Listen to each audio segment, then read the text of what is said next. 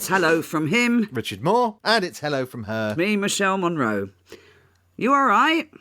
Yeah, I'm not so bad, thank you. It's Good. I'm just fed up with this blooming weather, to be honest. It's too blooming cold. But there you go. I thought we were getting warmer, but no, it's gone back to it again. British winter. Oh, isn't it just absolutely. I'm still waiting from summer from last year. Yeah. Oh God. And it's been a busy old month, hasn't it? We've had a number of emails asking about Dad's movie themes. Now, you probably all know that Dad was known to record several movie themes, but what you might not know is that we released a triple CD in 2007 called Matt at the Movies, where we included no less than 74 tracks, and it's over 3 hours of music. And before you all bombard us with emails asking where you can get it, I did note there are 2 second-hand copies left on Amazon. Now, even with all those songs, we couldn't include them all, so one in point is Dad's rendition of Bound for Texas, which was used in The Pilgrim / if you like, the Chaplin Review in 1959. Now, The Pilgrim is a 1923 American silent film made by Charlie Chaplin for the First National Film Company, and it starred Chaplin and Edna Purviance. Disguised as a priest, Chaplin, an escaped convict, makes his way to Texas and ends up at a small rural town where the townsfolk mistake him for their new church minister. So how did Dad get involved, Richard? Well, let me first read an email we've had on this very subject. It comes from Anthony Scavotto, and he says, as a newer fan of Matt's music, this podcast is a great way to get to know him. It's great hearing you talk about his recordings, his performances, and of course all the little personal things you would only get from those closest to Matt. I've long been a fan of Charlie Chaplin's films and an admirer of his film scores, and it was quite a surprise when the other day I heard a familiar voice singing at the start of The Pilgrim, singing Bound for Texas. I'm curious about this song. How did it come about, and can you tell me anything about the session? I'm assuming that Chaplin's estate owns the recording because I've only been able to find the song on Spotify on the soundtrack album, and it's blocked from the rarities collection. Unfortunately, what's available is not the best sound quality, but considering when it was recorded, there must be a multi-track tape. Hopefully. Anyway, thanks for any light you can shed on this. Okay, Anthony. Well, this is a bit of an oddity because this was when Matt was between recording contracts. His contract at Fontana and Decca, both of those had ended, and he was basically just a jobbing singer, and this was just a job that came up. It was recorded on the 25th of February 1959 at Shepperton Studios with the orchestra conducted by Eric Spear, and it was actually issued on an album the same year, the Chaplin Review, which was on Brunswick. And even then, that first issue came from the optical soundtrack of the film. Now, I have absolutely no idea why. There doesn't seem to be a normal tape of this anywhere. So what you can hear is what there is, unfortunately. The version on the Rarities collection, I don't really know why you can't get it wherever you are in the world. In the UK, it's available on Spotify.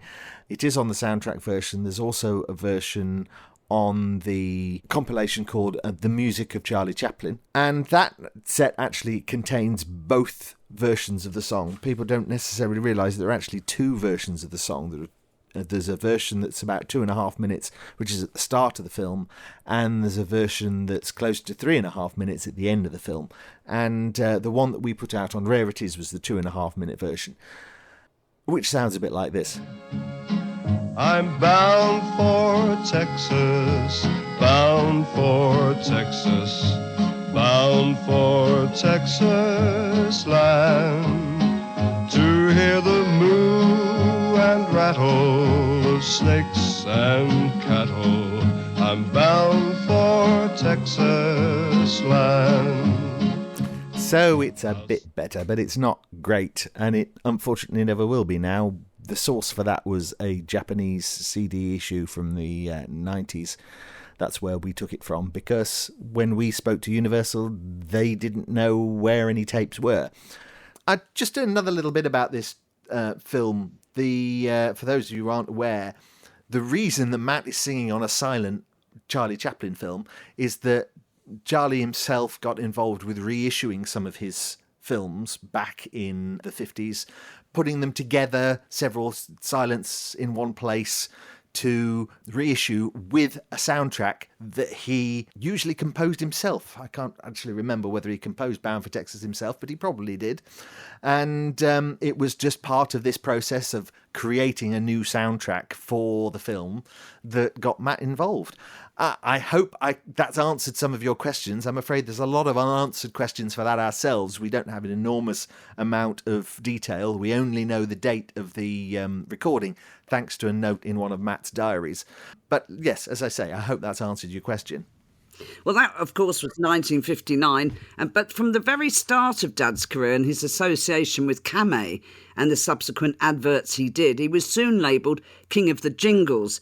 But so many of the songs Dad went on to record also came from movie titles, either before the fact or after, like in My Kind of Girl, which was used in the movie Scandal, Wednesday's Child in Quid a Memorandum, Precious Moments in The Sea Wolves, and dozens of others. But the film that came next changed his life, and several others. Now, the sound of James Bond is unquestionably the sound of John Barry, but it almost wasn't, Richard, because if not for a small twist of fate. Now, when casting the film, Saltzman and Broccoli, they had long talks about who might do the music. Now, this simple conversation unknowingly traversed into a convoluted network of commissions and decommissions and gentlemen's agreements that in years to come would make several solicitors rich, don't they always? Barry delivered the perfect sound to fit this film, but he had originally only been hired to arrange Monty Norman's title theme and expected such in the movie. But it seemed that the film's executive producers had loved how it worked in the film, so he decided to use it throughout. Barry's only thought was that they certainly got their money's worth. Do you know what he received, Richard? No. £250. Should have held out for the residuals. Now, when Broccoli and Saltzman decided they wanted to have a theme song associated with every Bond film, they called on Dad to start the tradition, a practice that still continues today, which I'm really proud of. Well, in each case, I was asked to sing the songs by the actual composers of the film music. For instance, From Russia with Love was written by Mr. Lionel Butt, who wrote such things as Oliver and other failures. I should be so unlucky. It was just that I was asked to do it. Would I like to do it? Because John had just done the first James Bond, which was Dr. No, which didn't have a title song. But it was purely and simply they decided that they would like to have due to the success of Dr. No, which was, as I say, the first James Bond film, they decided it might be a good idea to have a song as such in the film. So you were the first? Yeah, and it wasn't really over the opening credits. I think if my memory serves me correctly, it was first heard at the end of the film when James was going down the river and there was something at the radio or something, and then the music came out. Yeah. And then, of course, that was instant hit. And after that, of course, everybody jumped on the bandwagon. I mean, it was, to be in a James Bond picture, you had a hit record. It was as simple as that. From Russia with Love has remained a firm favourite throughout the years and was still voted number 4 in the BBC documentary Bond's Greatest Hits. Now, interestingly, the producers didn't feel Dad's vocals fitted well over the main theme, so Barry was asked to arrange an instrumental version from the opening. So Dad's music can only be heard in the closing credits. You tell us a bit more about the recording session, Richard. It's an odd thing as well, because people think, oh, John Barry did all the score for everything, and so John must have arranged the recording and must have been the conductor on the session, but that's not true at all. It was Johnny Spence, who arranged and conducted it. And it's a bit of an oddity as far as the recording goes, because it's got this half-speed piano effect. This was unusual because up to this point, Matt's recordings had been fairly straightforward. He'd recorded straight to stereo. He'd only been using 4-track tape for a few months up to this point, and he'd never really used any sort of effects or gimmicks or overdubs on his recordings. The session took place at Abbey Road, and it took place on the 1st of September initially. What happened was Matt went in with the orchestra and they recorded 12 takes of From Russia with Love. And it was just the standard orchestra with a piano. That covered 2 tracks of the multi-track tape, the orchestra on one track, the piano on another, and Matt sang his vocal live. And this went on to the 3rd track of the tape. From Russia with love, I've seen. They got what they thought was the best take, but then they thought, well, hang on, there's something not quite right about this. It doesn't feel Russian enough. How can we make it feel Russian? So they had a bit of a think about this, and Johnny said, right, well, let's scrap the piano that we had on the original recording. So they didn't hire Putin then? No, thankfully. Or Brezhnev, or whoever it was at the time. No, nobody like that. They wiped the original piano track and played in a brand new track, down an octave, with the tape playing at half speed. And over the years, some people have said, oh, well, it's a tack piano that's being played. Well, it's not a tack piano. Tack piano, I should say, is a piano where the hammers have had drawing pins put into the hammers to make a very metallic sound when the hammer hits the strings. But it's not one of those. They'd actually played with the speed of the tape. Now, this is what it sounded like when Johnny played that part down the octave at half speed.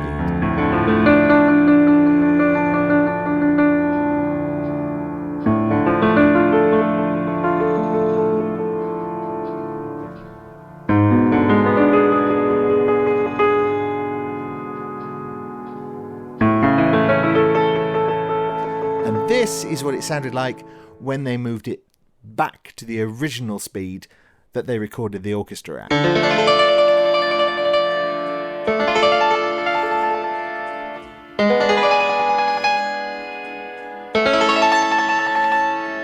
That left you with this sort of Russian balalaika sort of sound, which is the sort of iconic sound of that piece, which is what makes it Russian, really.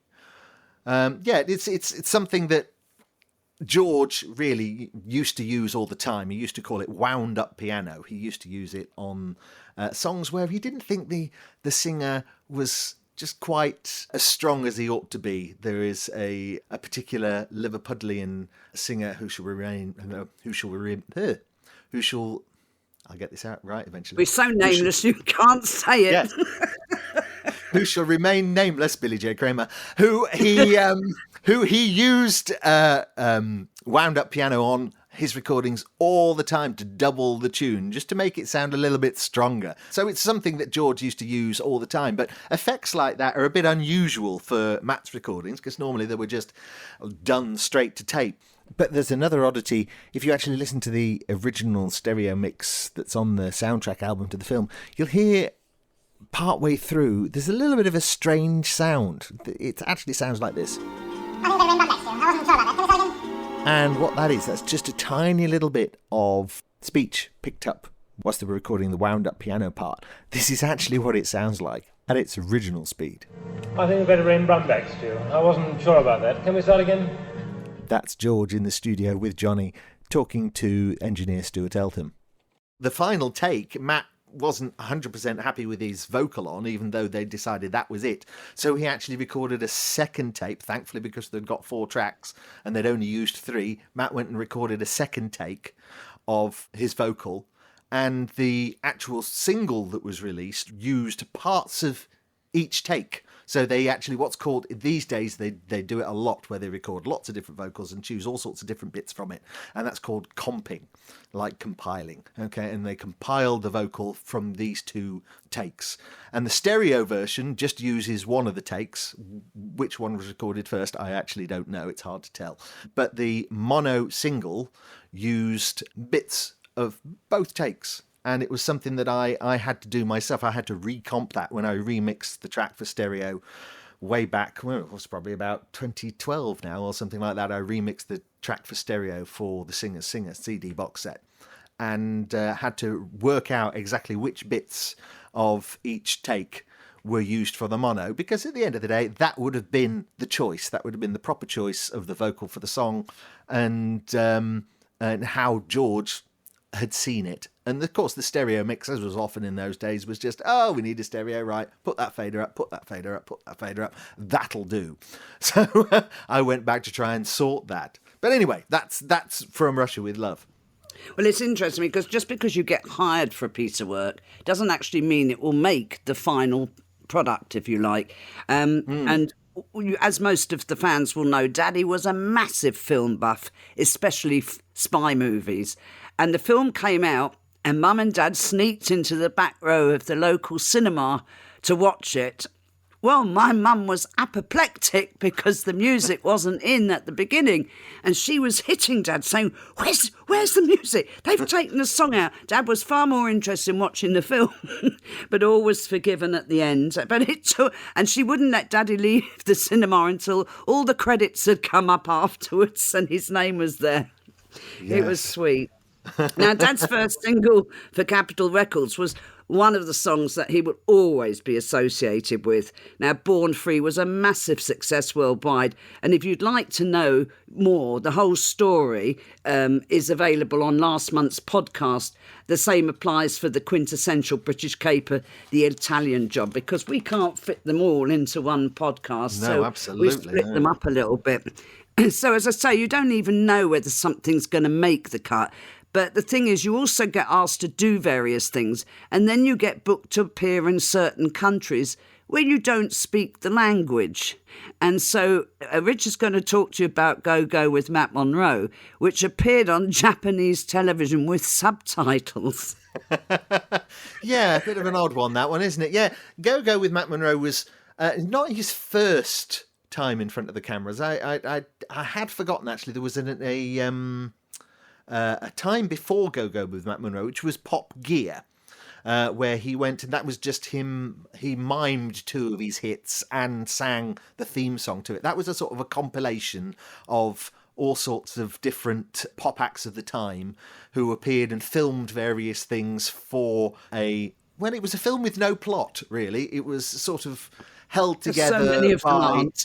Yeah, well, I know, but it didn't have a lot of the sort of pop films of that time had a plot as such where it was a loose Yes. plot that pulled these things together. Well, Pop Gear had none of that at all. It had two disc jockeys, one of which was Alan Freeman, the other which we don't tend to talk about these days.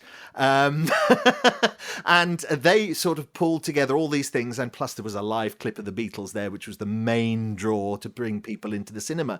But the same people who made Pop Gear saw Matt's potential, and they invited him to make a short to be put with other movies that were going into the theatres in the time where you got a second feature. Okay, and they came up with this idea of him filming a half-hour sort of special where he sang various songs, and they took him all the way over to Italy and to Rome to sing Three Coins in the Fountain, and he had a couple of guests. He had Roy Carson and he had Marion Montgomery. So that was his first sort of starring role in anything. I love that duet with Roy Castle in it, you know. Yeah, absolutely. It was fabulous. It's a lovely period piece of its time. Well, it was a pilot, wasn't it, for Joan and John Shakespeare? That's right. Joan and John Shakespeare were the people who wrote a large number, I wouldn't say all of them, but the vast majority of the jingles that Matt became famous for, like Horniman's Tea and Hartley's Peas and things like that. They were all Joan and John Shakespeare. It was down to them. They did all the arrangements and the orchestration for that particular film. And whether there was talk about them doing more of them, I don't know. Unfortunately, it never seemed to happen. No, well, it was a pilot, which, unfortunately, in fact, it's a lovely story because Dad and Mum had to fly to Rome to shoot the video by the Trevi Fountain. And they'd finished the shoot and they were on the Via Veneta walking past the shops, and Mummy spotted, not Andy Williams, who was, oh my God, it's gone out my head. great story. I've forgotten who it was. Anyway, it was somebody like Andy Williams, and they were great friends, him and Dad, and so Mum followed them into this shoe shop, him and his wife, and his Mummy was trying on these wonderful, beautiful suede boots, which cost Daddy a lot of money. And when they got back to England, she opened the box and there was one black shoe and one navy blue. And so forgive me for not remembering who it was, but it's a long time ago. Yes, quite. We can't remember everything. Yeah, I love that Go-Go with Monro, though, because I thought, plot or no plot, it was just really visually beautiful. Some great numbers within it. And actually, isn't that where Matt White was on it? No, I think Matt White was the Australian TV special, I think. Oh, was it? The Dulux one. But no, the Go-Go with Matt Monro, it's still quite popular. It gets shown over in the UK, at least on Talking Pictures TV quite often. Yeah, I like it. And yes, and it's been released on if you can find one, if you still have one of these rare contraptions called a DVD player, there's you can probably find a copy of a DVD release called Matt at the Movies, and that is featured on there, along with his other in front of camera experience. Yeah, I know every singer probably says this, but I would like to go into the cinema business. Yeah. I'd like to do character bits in films, rather like, instead of being the big star, because let's face it, I'm no romantic lead in any film. I don't give myself that far. What I'd like to do is to play the parts like Peter Sellers used to do years ago, the lovely character parts that he used to do. Yeah. And as a matter of fact, I just had my opportunity, because George Montgomery, whom I met in Los Angeles, just approached me in Australia, gave me a script and said, pick out whichever part you want. Yeah. And we'll be shooting about March. Dad left for Australia on the 2nd of January 1969 for a really intense tour of South Africa. And it was obviously successful, as the office had immediate offers for his return. But while he was there, he received a phone call from George Montgomery. And Dad was in total admiration of Montgomery's creative talent. For any of that you don't know, he was a huge movie star back in the day. And Dad was completely stunned when George asked if he would appear in his next movie. And a package promptly arrived by special courier. And after reading the script, Dad agreed to take the role. Now, he'd been offered so many movie parts in his life, and he made a comment that it was nice not to be asked to appear in a film as a singing bus driver again. And now, he'd previously been given the choice of roles, but he picked the character Bates, a tough bush pilot, because he had the least lines. But what Dad didn't know was that Montgomery then rewrote the script, giving Dad a much meatier role. And Dad also agreed to sing the title song, which was called Two People. Now, the film Satan's Harvest tells the story of an American private detective who inherited a large estate in South Africa. And when he arrives, he finds himself a hunted man and discovers that his land is being used as a base for international drug smugglers. Now, this film marks the only acting appearance of Dad, and I bet none of you have ever seen it. It started shooting on the 8th of May in a disused gold mine on the outs of Johannesburg. Dad had never been on a film set before, and his initial delight in finding he'd been accorded his own personal trailer turned to amusement when he discovered that there was neither air conditioning or running water. But he loved the sprawling plains of South Africa and was looking forward to living it rough, cooking on makeshift camps and enjoying the camaraderie of the crew. Now, the accommodation left a lot to be desired, and Mum and Dad found themselves staying at a white hunter's farm in the bush, sharing a room with several other members of the cast who were all male, and the only thing that separated them from everyone else was a single sheet hanging from the rafters, leaving no time for romance. No. But he loved the experience, and George asked him then to appear in his next movie, which was going to be filmed in the Philippines. Sadly, there was an uprising that happened over there, and George's grant to film the movie was cancelled for the time being, and then Dad got busy with other projects. But it's a shame, because Dad's actually quite good in it. He is, and he did have a talent for this sort of thing. There's a unfortunately it only exists in audio because the main thing has been lost. But there's a lovely episode of the Dave Allen Show where Matt does the spoof of the Power Game. And he's really quite good in that as well. So it's a real shame he never got to do more. I mean, I've made a movie, all right? How good it was or how bad it was, I don't even know. I'd like to do more, obviously. You're actually rather good, if it's any consolation. Thank you. I enjoyed doing it. And I worked with George Montgomery, for instance, and Tippi Hedren. I mean, where would anybody get the, chance of working with people like that? In a completely different environment to what I'm normally... I was on location in Africa to make this film, I was on a white hunter's farm for 2 weeks out in the bush, and it was like we're all sleeping in one house, about 30 of us. And I went on impala hunts with cheetah. Cheetah? Yeah. Not cheetah, the animal, not cheetah in the Tarzan film. And it was just an incredible time of my life. I went in a diamond mine in Africa and things like that, shooting film. And I thought I was going to be terrified, and half the time I didn't even know I was acting. Maybe I wasn't, I don't know.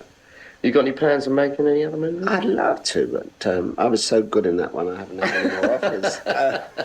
Yeah, the fee's gone up. Yeah, but I had to from what I got from George Montgomery. He was a dear friend, actually. I love him to death. He's a great guy. I was happy, but mind you, what do I know about acting, So I'll wait. I'll give you my opinion when I've seen it, if I ever go to see it, which I doubt. But they seemed happy enough. They've offered me another one at the end of the year. This is whom? George Montgomery in 20th Century Fox. Mm-hmm. And that should be a giggle because it's a Western. I can't see myself in a Western. It should be funny anyway. Yeah. I just feel guilty about putting actors out of work. Oh, by the way, Richard, in Rome, in Via Veneta, was Perry Como. Perry Como. So, well, there we go. So don't write in telling me who it was. I've remembered. When you get to my age, you have a few problems with memory. I don't know. I have enough trouble There's with that. so many films Dad was involved in. People said to me, how many tracks have you done in movies? And I say, I think I've done 3. And then I think, well, I've done Born Fair, I've done From Russia with Love. I did the theme song in Mary Queen of Scots. I did the theme song in The Sea Wolves. And so on and so forth. And I did the Italian Job with Michael Caine on Days Like These. So there's 6 major pictures that I can think of without 6 major ones, yeah. I did one for Michele Legrand called A Room in Paris.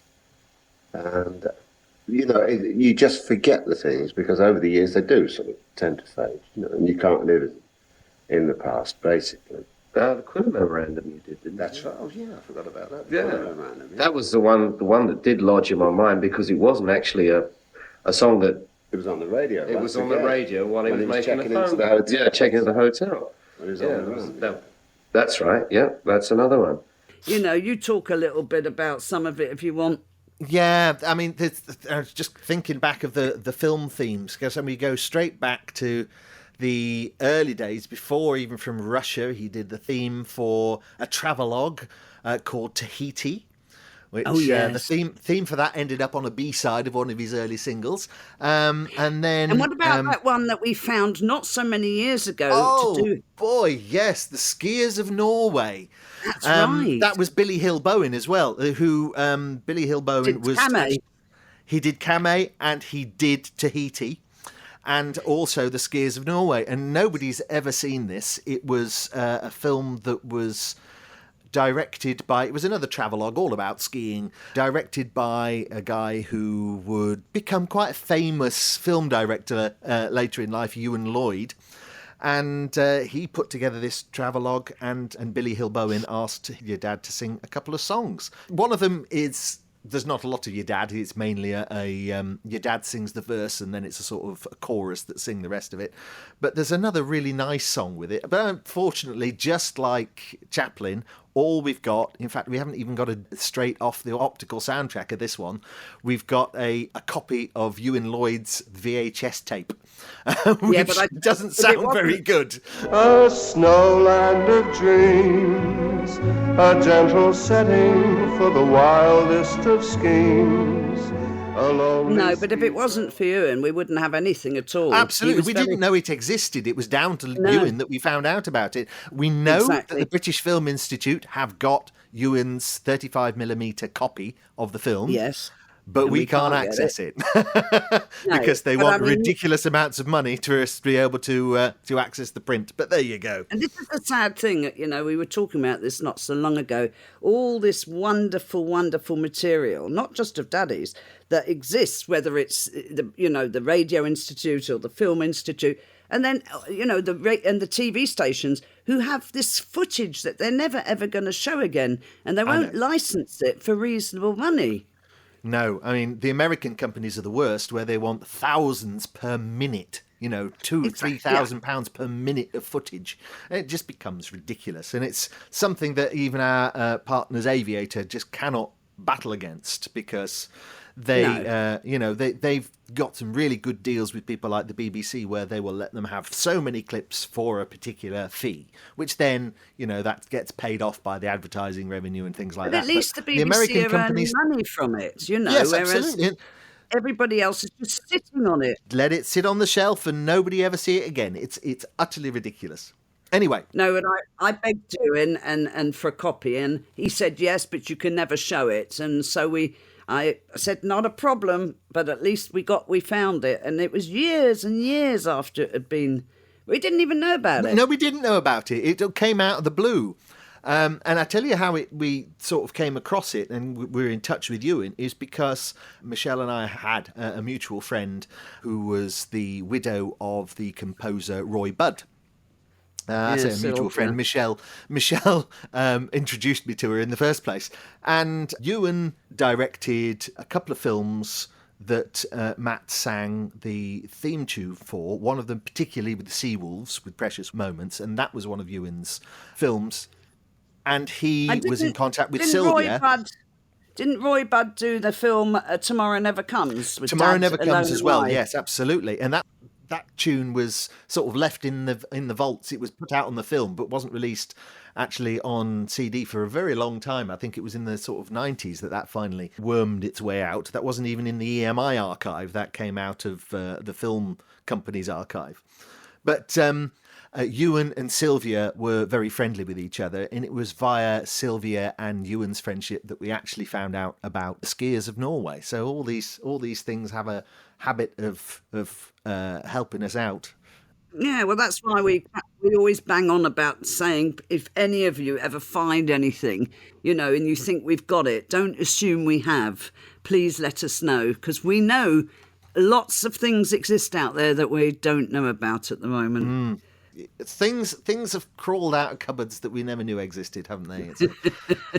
So anyway, let me just go back to some of Matt's movie songs. So we mentioned the Quiller Memorandum with Wednesday's Child, and what people perhaps don't know about that one was there was a lot of trouble with the arrangement for that.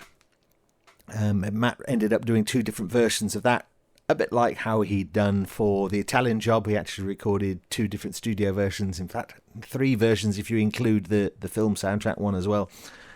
And the original takes of that, in fact the first 5 takes of Wednesday's Child, had this strange sort of delayed bass guitar riff, I suppose you could call it, in it, which was odd, and it really didn't help with his timing.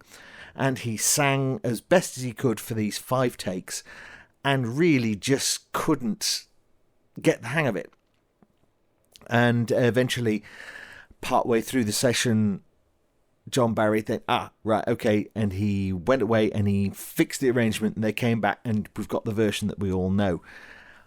Oddly, just like the strange survival of the original take of On Days Like These, this also survived due to the Spanish recording of Wednesday's Child that they did. And they actually did use the first 5 takes. I think they must have discarded the multitrack for the final take of Wednesday's Child by the time they got to the Spanish session, and ended up with just those 5 original takes with this awful bass guitar in the background. And Matt really struggled with this. I tell you, nobody has ever heard this. This is an absolute 100% exclusive for our podcast. Here is a little snatch of Matt actually doing an English version of one of those takes with that bass guitar. Wednesday's child is a child of woe. Wednesday's child cries alone, I know. But he sang so many Spanish versions, didn't he? I mean, the He Southern did, Star. yeah. He did L'Etoile du Star. Sud, which makes me laugh because he didn't speak a word of the language. Everything he did was phonetic. Southern Star is one of these strange things where he seemed to spend half a year making versions of that, because he recorded it for the film and then in Spanish and then in French, and then recorded it a fourth time in English this time for the soundtrack album. So he released two completely different versions of it at the same time, one of which was the single in the UK, one of which was the single in America. The single in America was also the version that was put out on the soundtrack album. You know, it was, I don't know what the obsession was with doing as many versions as possible of the Southern Star, but he did. Well, probably for different countries where it was released. Yes. And then You know. Pretty Polly is another one from A Matter of Innocence. Yeah. He recorded that one twice. Well, there's two takes of that went out. There was the version that was put out on disc and the version that went out on the soundtrack album. You know, so a lot of this seemed to happen with these movie themes for some reason. And it made me laugh because, as I say, he didn't speak Spanish, he certainly didn't speak French, and he didn't speak Italian, all of which he recorded in. Yes, absolutely ridiculous. But there you It go. really You was. know, whatever to It make these. was. I mean, but how he must sound, you know, to people who natively speak these languages, I really don't know. I'm going to close, Richard, on a review that was actually written about Dad and a movie theme. And it says this: throughout history, musical film has continued to enthrall us as each song deepens a character's portrayal and helps to immerse us in its story. Its scores have interweaved around weak storylines and brought the images alive with emotions that are wrung out of us because of a melody. To tell a good story, you need a singer. To tell a great story, you need excellence. Matt Monro does just that and takes the listener on a journey of unforgettable excerpts from the silver screen, capturing the essence of their emotion in a few treasured moments. And you can't say it better than that. No, you most definitely can't. So we'd probably better shut up now and leave it for this month. As usual, if you have any questions or you have any stories about Matt, or you have any lost footage of any kind, or footage that you think, oh, well, they're bound to have that. Well, you never know. We might not. So do get in touch with us by the usual email address of pot. What am I talking about? Pot? No. Pod at mattmonroe.com. Don't call the pot kettle black. No, indeed. I'd be getting the strange reputation if I start calling that pod. You get it wrong at every podcast. Oh, I do. I know. Say it again. Say it again. I'll get it right one of these days. Pod at mattmonroe.com. And Well done. we'll look forward to hearing it's from off you. again. It's Yes, off again. Listen, forget Richard. Goodbye from us. We'll see you next month if you tune in. I hope you do. Bye. Bye-bye.